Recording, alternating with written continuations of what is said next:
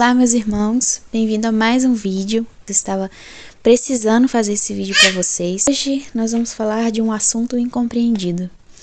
Se os protestantes ouvem a gente falando sobre isso, eles falam: como pode esses católicos falar de Maria com os olhos brilhando, com o coração cheio? Se eles adorassem a Deus como eles adoram Maria, aí sim eles estariam certos. E eles mal podem compreender que quando a gente olha para Maria, a gente está olhando para o próprio Cristo. Quando eu me converti e comecei a conhecer quem é ela, eu achei um dos maiores mistérios de tudo o que eu vi do catolicismo. Eu tirei essa conclusão de Maria. A gente sempre está ali lendo a Bíblia e a gente vê um versículo que cita Maria e ele é tão curtinho, ele é tão pequeno, ele fala tão pouco dela. E em todos os versículos a gente vai ver que Maria guardou isso no coração e ela guardou isso no coração. A gente sempre passa abatido, a gente quer ler o capítulo inteiro para ver a conclusão daquilo ali. É engraçado como a conclusão daquele capítulo nunca é sobre Maria. A gente nunca se pega para ler aquela partezinha, daquele detalhezinho. Bom, eu como protestante antes nunca tinha reparado em nenhum versículo sobre Maria, sempre passava reto e sempre lia o contexto inteiro do capítulo. Por que será que eu nunca me dei conta que a Bíblia sempre fala de Maria e coração? Maria, e sempre nessa figura de mulher que não aparece, mulher que parece invisível. A gente olha, bom, pelo menos eu como ex-protestante sempre olhava e nunca enxerguei Maria. Como pode uma mulher tão invisível? E é por isso que é misterioso, por isso que muitos protestantes não conseguem entender ela. Como pode uma mulher tão pouco falada, tão pouco vista, tão pouco citada, ter tanta importância para a Igreja Católica? E aí eu cheguei a uma conclusão. Jesus fala que o maior no reino dos céus é aquele que é menor. Quem que deveria ter honra maior a não ser a mãe do Senhor? Como que pode essa mulher ser a mãe de Deus e vir na terra, morar numa casa comum, viver uma vida comum, mal ser citada, não ter nenhuma glória ou graça que a gente imagina que uma pessoa deve ter? Se a gente vai receber, sei lá, a mãe do nosso marido na nossa casa, a primeira dama, seja quem for, uma pessoa especial, como a gente gostaria de receber ou de saber que essa pessoa vive? É claro, ela vive com todo o conforto, com todas as coisas necessárias, mas Maria não. Maria viveu uma vida simples e eu ficava refletindo muito sobre isso quando eu estava grávida. Eu tinha uma ansiedade no meu coração. Quando a minha filha estava prestes a nascer, eu ainda não tinha berço. Eu queria, um ideal, eu queria um berço pequenininho para colocar do lado da minha cama. Eu ficava agoniada, meu Deus, eu não tenho um berço, eu não tenho um berço. E aí eu parei para pensar, gente, o próprio Deus se fez carne, veio na terra, viveu uma vida peregrinando, não tinha onde repousar a cabeça. E quando ele nasceu, não tinha lugar na cidade para ele, e ele nasceu e foi e ficou numa manjedoura, num lugar onde come animais. Maria não teve enxoval, não teve um berço para o rei, O que Jesus mereceria, gente? Qual tipo de berço que Jesus mereceria? Qual tipo de lugar que Jesus deveria nascer? Se a gente parar para pensar, o rei, o amado, quem nos criou, olha como que ele veio na terra. Quantas vezes a gente se pega com ansiedades, com coisas que a gente deseja ter. E como que era Maria? Será que ela possuía essa ansiedade que a gente tem? Ela tinha medo do futuro? Será que ela tinha medo de confiar 100% em Deus? Se coloca um pouco na cabeça dessa mulher. E aí eu parei para refletir, e eu fiquei pensando, gente, como que Deus guardou Maria tão preciosamente só para ele? Era como se ela fosse um tesouro que ele queria guardar só para ele. Sabe como? Mas aí, antes dele partir, ele deixou o presente para nós. Quer dizer, ele guardou Maria e antes dele partir ele falou: deixo aí a mãe de vocês. Ué, mas como assim? Você não deixou quase nada dela escrito, não tem quase nada dela aqui, e depois que Jesus partiu, você ainda vai ver algumas coisas de Maria, mas muito pouco. Se Jesus deixou essa mãe, ele não deveria ter deixado muito mais sobre essa mulher? Não deveria ter falado muito mais sobre ela? Aí é que tá. Se a gente se apegar aos detalhes, sabe, nas entrelinhas, se a gente tiver coração para saber do que Jesus está falando, uma mulher simples, e é por aí que a gente tem que seguir. Uma mulher que não aparecia. Olha, se Maria existisse hoje, ela nem rede social teria. Imagina, a mãe do nosso Senhor não ia aparecer. Simplesmente ela ia ser guardada nessa humildade, nessa coisa de desaparecer, de ser aquela pessoa que não aparece. Sabe quando tem uma irmãzinha na igreja que ela é tão humilde, ela é tão quietinha no cantinho dela que ela chega e sai e ninguém vê, sabe? Ela é invisível. Maria tá nessas pessoas, sabe? É as pessoas que Maria mais se apresenta dentro dos nossos corações. Briga por ele. Eu escolhi o último lugar porque ninguém briga com ele, por ele. É por isso que os santos sempre tinham Maria como sua mãe, porque eles queriam ser pequenos. Eles queriam ser pequenos diante de Deus por sua grandeza. Eles queriam ser como crianças na mão de Deus. E ninguém como Maria para nos mostrar, para nos dar esse exemplo. Então, quando Maria partiu, depois não se encontrou o corpo, cadê a mãe do Senhor? Partiu com o corpo e tudo, ninguém achou nada, não tem túmulo de Maria para alguém tão importante. Ela teria um túmulo digno de quem ela era, só pelo fato de ser a mãe de Deus, mas não. E aí não se encontrou, e ela subiu. Então, hoje, ela se encontra, os que os protestantes não acreditam, rezando por nós, diante de Deus. Olha, mesmo que um protestante não acredite, olha, Maria não é minha mãe. Pronto. Eu não tenho mãe, eu tenho pai. Deus. Mais ninguém. O que os outros acham não muda o que Deus fala. Se Deus falou, ela é a nossa mãe, eis aí a mãe de vocês, e não tem só essa comprovação. Não é mesmo? Quando a gente lê o Apocalipse 12 inteiro, a gente vê claramente ali que ela também é nossa mãe. Mais uma confirmação. Fora a confirmação dos outros dos cristãos ao longo do tempo. Sua veneração por Maria. Ela continua sendo a nossa mãe, apesar deles não acreditarem. Mesmo que o protestante chegue assim e fale assim, eu não tenho, Maria não é minha mãe. Ela é a mãe dele. Ela está sabendo o que se passa no coração dele.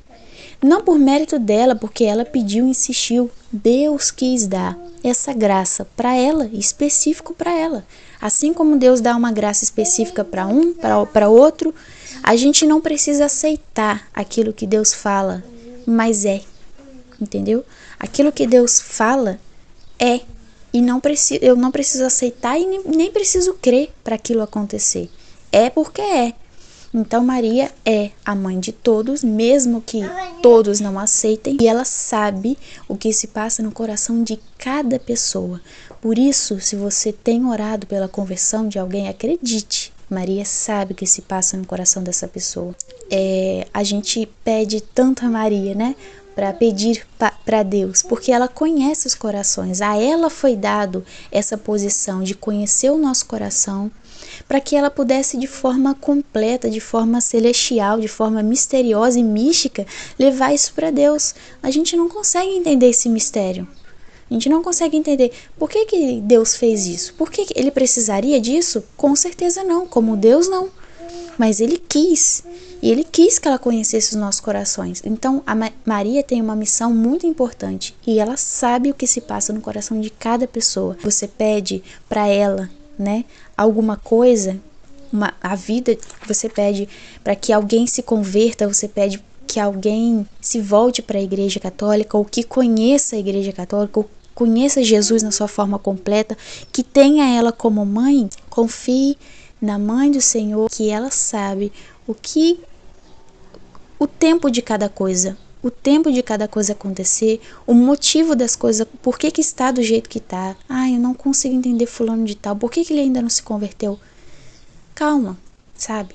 Tudo existe um tempo determinado. Maria sabe o que está se passando no coração da pessoa. Às vezes é um trabalhar de Deus. Eu, por exemplo, recebi aquela rosa em 2018. 2018, 19, 20, 21, 22, 23. Foram 5 anos que se passaram até eu me converter. Nesses 5 anos, eu não entendi o motivo daquela rosa. Aquilo não teve significado nenhum para mim. Foi necessário todo um processo, todo um trabalhar. A minha conversão foi do dia para a noite? Foi, mas teve um trabalhar no meu coração antes disso. E é exatamente isso que Maria faz. Ela prepara os corações. Ela prepara o terreno ali dos nossos corações para receber alguma coisa. Então, acredite. Acho que Jesus, né, deu uma graça tão grande para Maria que ele falou assim, olha, meus filhos vão ter um pai, mas eu também quero que eles tenham a maternidade de uma mãe. Porque ele experimentou. Olha, Jesus quis ter uma mãe. Jesus precisava de uma mãe. Ele poderia descer somente na terra e não precisava ter vindo de uma mulher. Mas você vê, a importância da família, do homem, da mulher, dos filhos, ele é tão importante que até Jesus quis ter uma família. Ele quis vir de uma mulher e apresentar ao mundo essa maternidade. Olha, a maternidade ela é tão importante que até o próprio Senhor, ele quis, através do exemplo dele, dessa maternidade que ele recebeu de Maria, repassar pra gente. E quem tem essa sensibilidade, coração aberto, consegue entender essa revelação tão misteriosa. Que se a gente parar pra tentar pensar, colocar os pauzinhos pra pensar, refletir, às vezes a gente não consegue. Assim como eu era protestante, eu batia a cabeça e não conseguia entender. Mas a partir do momento que a gente abre o nosso coração, aí as coisas acontecem. E tudo tem um tempo correto de acontecer. Então, Deus quis uma mãe, Deus quis mostrar essa maternidade pra gente e dizer, agora vocês também têm uma mãe. Vocês também vão sentir essa maternidade. A maternidade, quem é mãe vai poder dizer, é muito diferente de paternidade. A gente gesta o filho, gera 9 meses, pare o filho, a conexão que a gente tem depois do parto também é pro resto da vida. A maternidade, ela é algo diferente. Eu quero incentivar vocês a se consagrar a Maria, a fazer essa consagração. Gente, pensa, né, você entregando toda a sua vida, o seu ser, as coisas que você faz para essa mulher tão pequena. Imagina o que ela pode fazer com o seu coração nas mãos. Uma mulher tão pequenininha, vamos falar assim, Maria é Deus, Maria é uma formiguinha, pequenininha. Imagina uma formiguinha o que pode fazer.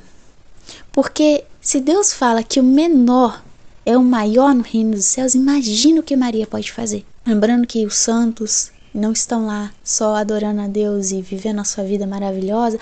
Eu já alcancei o céu e o resto aí que ficou aí, vocês que lutem. Não, nós somos um corpo.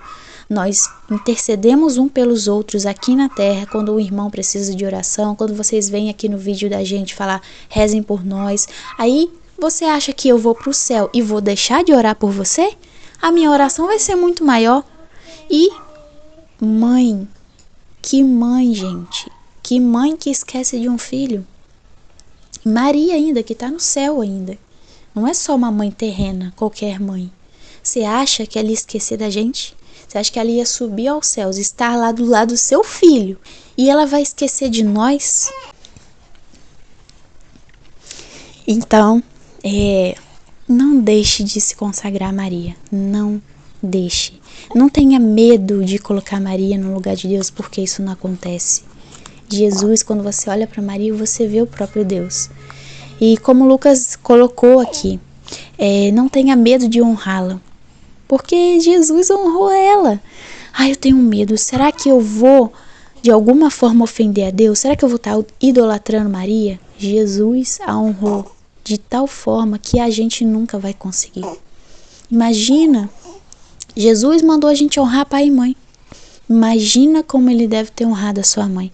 Aí a gente vai ter medo de honrá-la, sendo que ele também deu esse papel de mãe para nós. Então ela foi mãe dele, mas também ele deixou esse papel para nós. Então ela passou a ser a nossa mãe também. Gente, é muito importante vocês se consagrarem a Maria.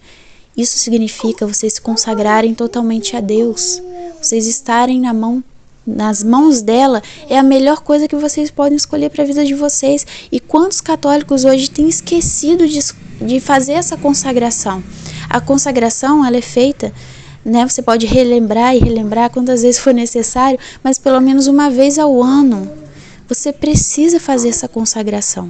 Desde que eu me converti, eu comecei a estudar sobre Maria, me apegar muito a ela.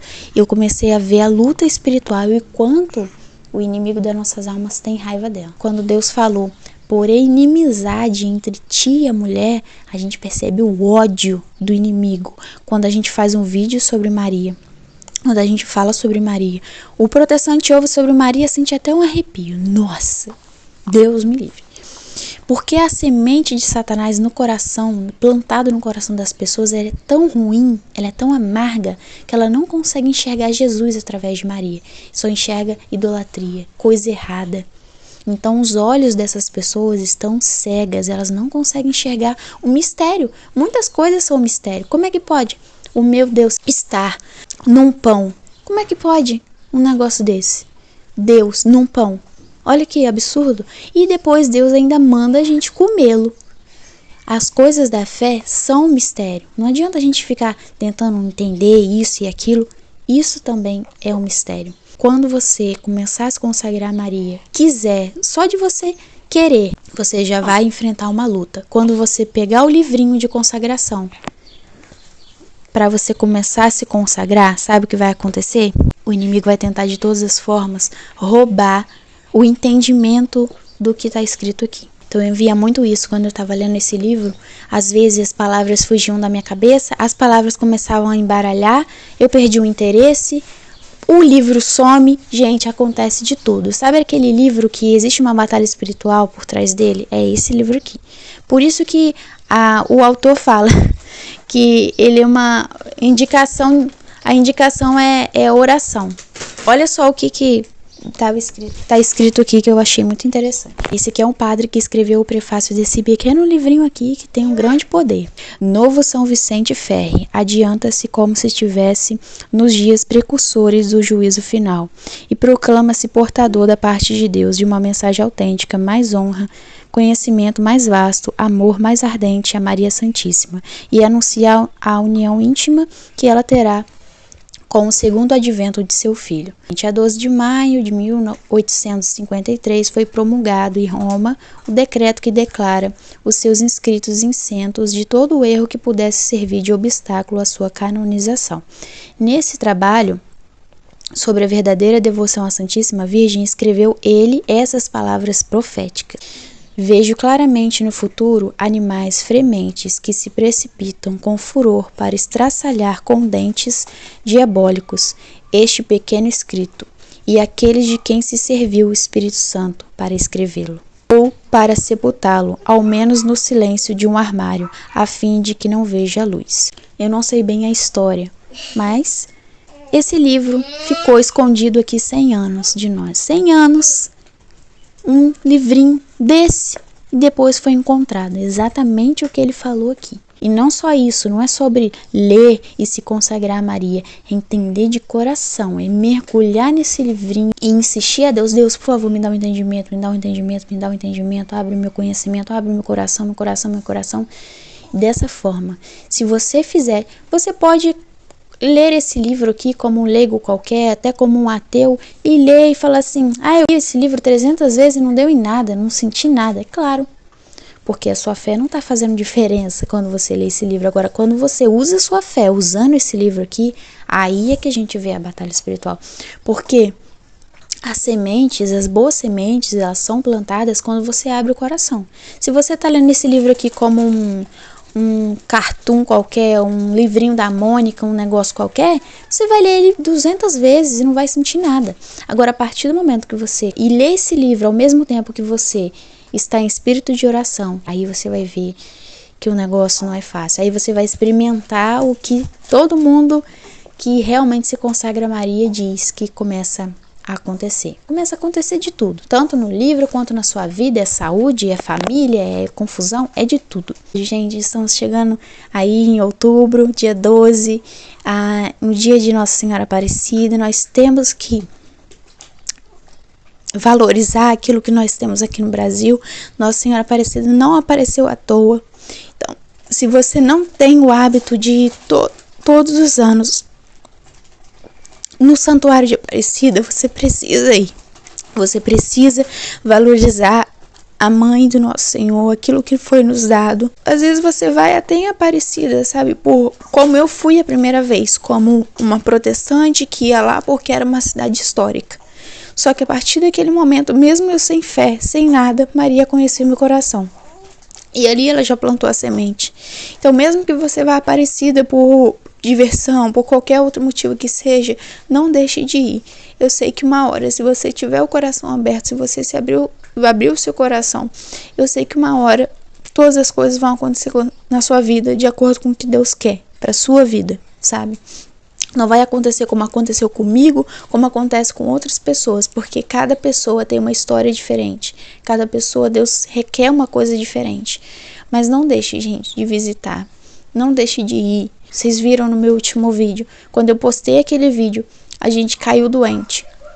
Ficamos muito doentes aqui em casa. As pessoas começaram a entrar no vídeo, a falar que não estavam conseguindo comentar no vídeo. Para editar aquele vídeo foi difícil. Tudo, gente, é muito difícil. Então, essa mensagem que eu quero deixar para vocês. Espero que tenha abençoado a vida de vocês, esclarecido as ideias e incentivado vocês a fazer essa busca, que eu também, como nova convertida, tenho feito. Um abraço, viva Cristo Rei e salve Maria! Salve Maria!